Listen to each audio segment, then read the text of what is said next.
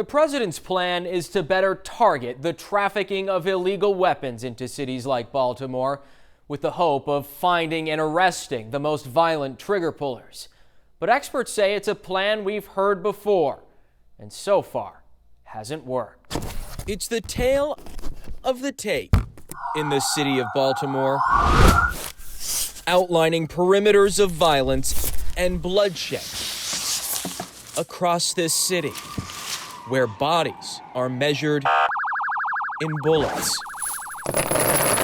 Victims of an epidemic of gun violence, where those pulling the trigger don't fear legal consequences. Are people feeling more emboldened to use a gun and go shoot a person now than they were 3, 4, 5 years ago? The answer is yes. And that's the problem. Jason Johnson is an Operation Crime and Justice contributor who believes the current pace of violence the city of Baltimore is seeing is a direct result of crimes lacking consequences. There's no way around it. You can't reduce crime without going after those people and holding them accountable.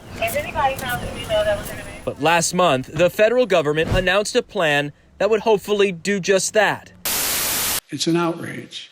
It has to end, and we'll end it. President Joe Biden meeting with Mayor Brandon Scott and the leaders of several other cities, promising a partnership the federal government believes would help stop the illegal flow of weapons into Baltimore, preventing them from getting into the hands of those using them to kill. Mayor Scott says that 80% of the guns in Baltimore were acquired outside the city. There's little he can do about that. So we have to act.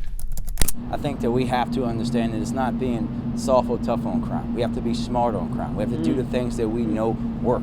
But some are skeptical of how well it could work, especially since Baltimore already has some of the strictest gun laws in the country. I'm going to say it's going to have virtually zero impact because it misses the point. Johnson believes the president's plan is missing the human element of actually finding those driving the violence and putting them behind bars. So the president's plan is very long on gun control type rhetoric and very little, if not really non-existent, any talk of holding individuals accountable who actually are using guns to harm people. While it wasn't included in the president's plan, there is a federal program that does work to hold gun offenders more accountable. Gun violence in Baltimore, totally unacceptable. It's called Project Exile and saw a small expansion here in Baltimore this year. To prosecute illegal firearms here in Baltimore.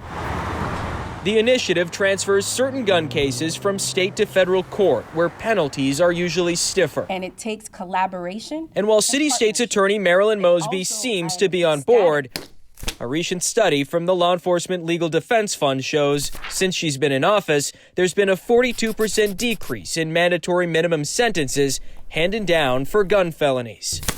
They intentionally engaged in ABA pleas to avoid the mandatory minimums, which runs completely contrary to the purpose of Project Exile.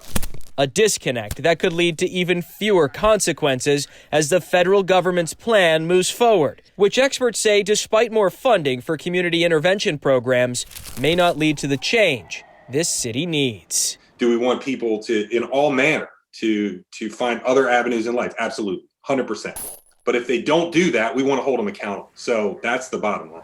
Last year, 73 gun possession cases were charged under Project Exile. That's the most since the program was created here in Baltimore. And while there was an expansion of the initiative this year, experts say it could be expanded even further if there was more of a commitment and investment from the president himself. Dan Lamparello, Fox 45 News. All right, now do one that says